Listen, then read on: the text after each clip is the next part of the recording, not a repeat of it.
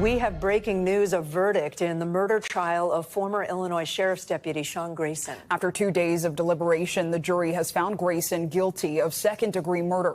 Grayson, who is white, was accused of killing 36-year-old black woman Sonya Massey, who called 911 for help. That shooting was captured on body camera footage. We're not going to show all of it because it is graphic, but video shows Grayson shooting and killing Massey in her kitchen last year after she picked up a pot of boiling water. Her family said she struggled with mental health issues. NBC News correspondent Maggie Vespa is outside the courthouse in Peoria, Illinois, and NBC News legal analyst Danny Cevallos with us here in studio. Maggie, let me get right to you. Tell us more about the verdict and what happened inside that courtroom.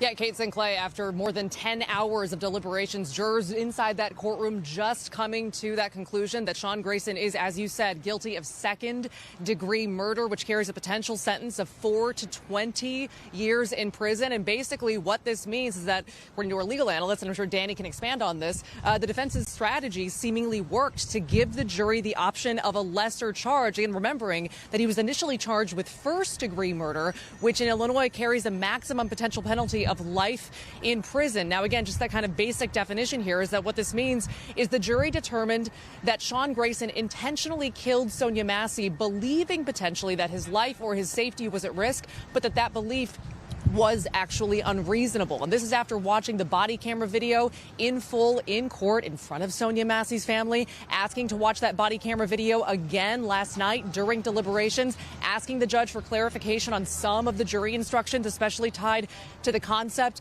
of use of force. So this is kind of a middle ground between, I should say it's absolutely a middle ground between what prosecutors originally sought against Grayson, again, that first-degree murder charge, and then what the defense was ultimately hoping for, which was an acquittal. Now we have this conviction of second-degree murder. Again, also something of a middle ground for these protesters down the street. As the verdict was being announced, my producer ran down there, and we heard from people who are now standing in front of the courthouse, beating their drum and yelling through a bullhorn, saying that they're glad there's a conviction of some sort. They're glad, they hope there will be prison time. He hasn't been sentenced yet, but they really wanted, in the name of Sonya Massey, that first-degree murder conviction. So again, this is in the last 10 minutes or so. We're bringing you this breaking news here first on News Now Daily, guys.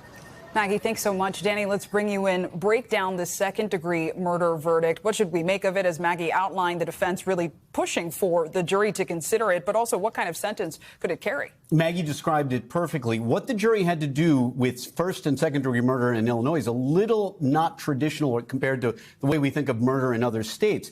They had to first find all the elements of first-degree murder. And by the way, if they didn't find all the elements of first-degree murder, they also could not find him guilty of second-degree murder. Very interesting, because we often think of second-degree murder as kind of a lesser-included offense, that if it's not as serious as first-degree, you can just go to second-degree. Not so in Illinois. You have to find all the elements of first-degree murder, and then you go to second-degree murder and ask the question, as Maggie pointed out, was there a belief that deadly force was necessary? And in addition, was that belief unreasonable? Second-degree murder in this case is defined as an unreasonable belief that you needed to use deadly force. You actually believed your life was threatened, but it was unreasonable. And that's what I think the defense was hoping for. That signals to me that they believed they were not going to get a straight-across-the-board acquittal.